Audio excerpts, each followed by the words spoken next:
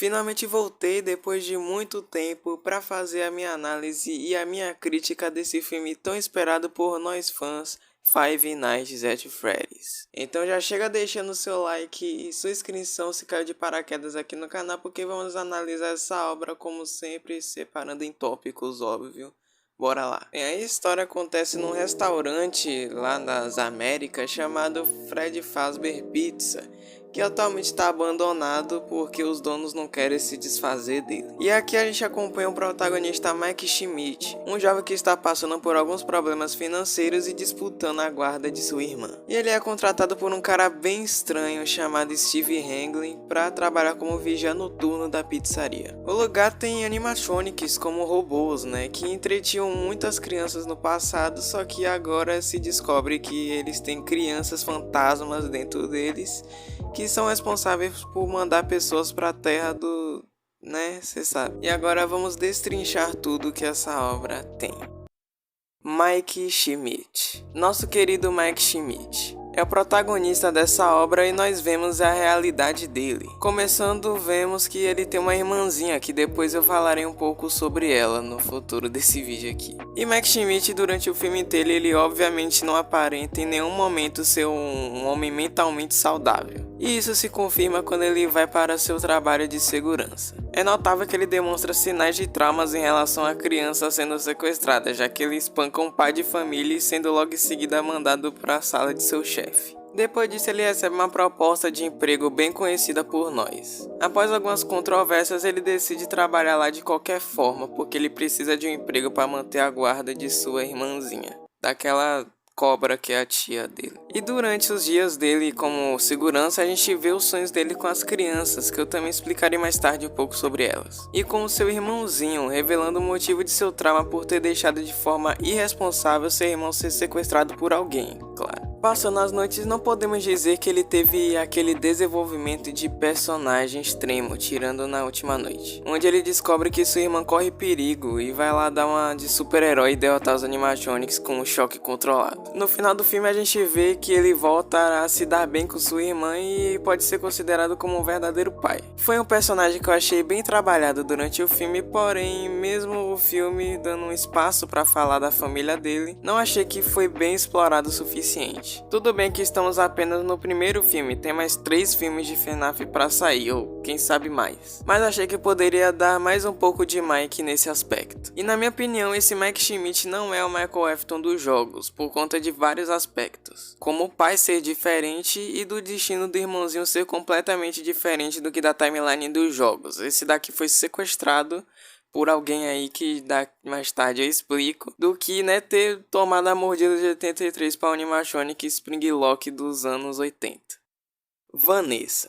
Uma quase surpresa aparição da Vanessa nesse filme. A policial demonstra de forma disfarçada o seu vasto conhecimento sobre todos os problemas que a Fazbear demonstra, principalmente em relação aos animatronics, o que no futuro é mais aproveitado. Ela é uma personagem com sua personalidade dócil e aparenta querer o melhor para o Mike. Eu não duvido que saia um romance disso aí, tá? Só pra deixar claro. E bem, apesar da Vanessa ter tido seus pontos positivos no filme, eu achei ela muito forçada demais dentro do filme, velho. Ela falando que é filha do William, eu achei muito forçado pelo roteiro do Scott Calton e da Emma Tammy, cara. E eu também não curti tanto esse enrolar pra falar, pro Mike o que tá acontecendo, Ela fica enrolando, só dando sinais a ele e faz uma novela em um mistério muito desnecessário pra falar algo que vai comprometer muito pra família e pro futuro dele, cara. Tipo, fala logo, mulher. Porém, pelo menos eu consegui ter empatia por ela e querer ela para um próximo filme da franquia, porque querendo ou não,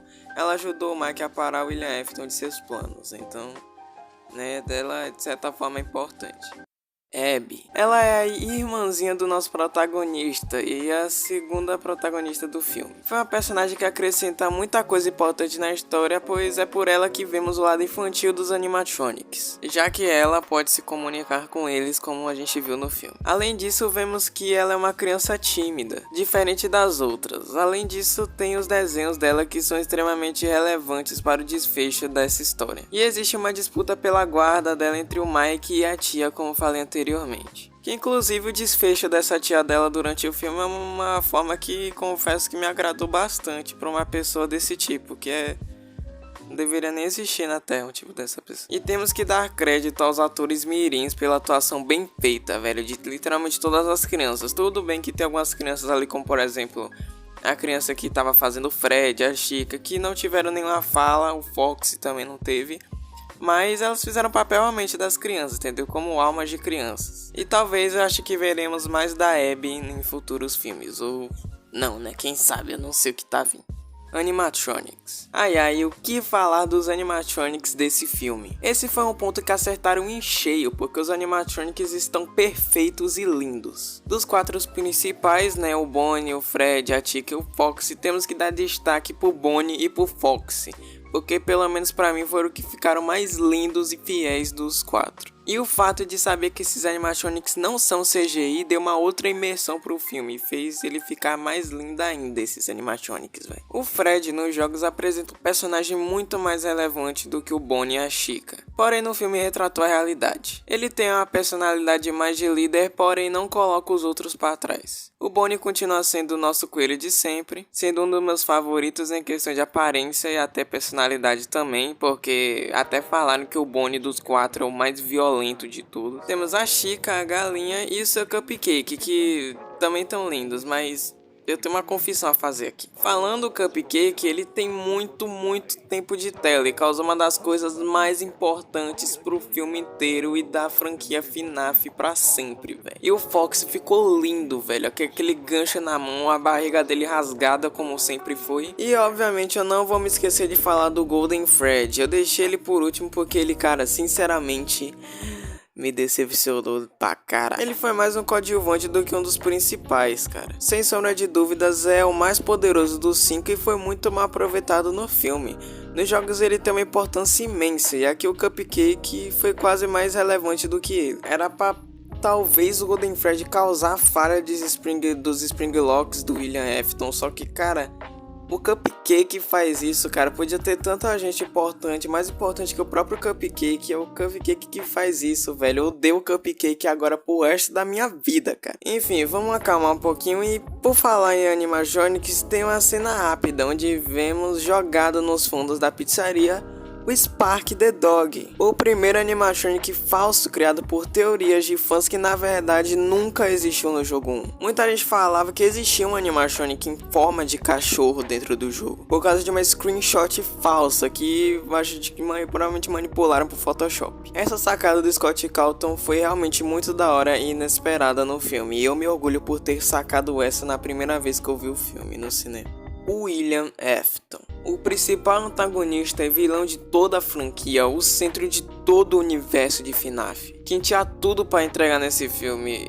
e até que conseguiu. Matthew Lillard amassou muito no papel de William Afton, e a roupa de Spring Bonnie eu sinceramente preciso falar alguma coisa, velho. Óbvio que tá muito incrível e muito lindo e bastante fiel aos jogos. O único ponto ruim foi que realmente faltou mais de William Afton. Faltou mais de Homem de Roxo nesse filme. Teve muito pouco tempo de tela. E no final ele já se transforma no Springtrap, basicamente. E a gente vê pouco das inúmeras coisas maléficas que ele já fez no passado. Mas eu até entendo que William Afton era o ponto principal do filme, né? Onde todo mundo queria ver. E se ele aparecesse muitas vezes durante o filme, talvez o povo ia perder a graça. Mas eu mesmo assim eu fico com um vazio dentro de mim, sabe? Agora falando da famosa cena das Springlocks. Tem muita gente falando que queria mais gore nessa cena, mas eu achei muito boa essa cena, na verdade. Tudo bem que eu imaginava outra coisa quando pensava no filme alguns anos atrás. Mas essa cena foi o necessário para eu ficar empolgado no cinema e levantar um grito absurdo dentro daquela sala, véio. E a clássica frase do William Afton, I always come back, sendo falada pelo Matthew Lillard, foi muito épica e realmente comprova que esse filme foi realmente apenas feito para os fãs raízes de Five Nights at Freddy's. I always come back. Foi um vilão escondido até o final, que segurará até os 45 minutos do segundo tempo para aumentar o hype. A chegada repentina dele foi absolutamente incrível, e como em estádio de futebol todos do cinema aplaudiram, e o William Afton chega sentando pau em todo mundo, no Mike inclusive. Enquanto o Mike tá lá no chão desacordado por um pontapé que ele deu, ele revela que matou o irmão, cara, dele. Foi ele que sequestrou o irmão e matou, véio. Enfim, o William Afton foi muito bom e Matthew Lillard também foi muito bom, cara. Cena final. Na cena final temos o William ainda sofrendo pelas Spring Locks no fundo do restaurante Fred Fazbear Pizza, sendo observado pelo menino que está dentro do Golden Fred, provavelmente Cassidy, que era pra ser a criança mais traumatizada de todas, mas né, a gente foi mequetrefe no fim. William Afton pede ajuda e a criança ignora completamente e fecha a porta. Agora, o que acontece nos jogos e pode acontecer nos filmes é ele ficar nessa pizzaria por 30 anos, literalmente apodrecendo, e retornar uma atração de terror criada para tentar fazer com que os casos de assassinato de crianças e rumores se tornem lendas urbanas no passado. E aqui William provavelmente deve retornar como Springtrap. E é nesse cenário que ocorre o Five Nights at Freddy's 3, mas como a timeline dos filmes e dos jogos é diferente, a gente não sabe o que vem pro futuro desses filmes. Na cena pós-créditos temos o taxista, interpretado pelo youtuber Corey Kinshin, se assustando com o boneco do Balloon Boy, onde vemos ele ao longo do filme assustando o nosso protagonista Mike Schmidt várias vezes. Provavelmente deve ser um indício que, assim como nos jogos, o Five Nights at Freddy's 2, a pizzaria Fred Fazbear Pizza de 1987,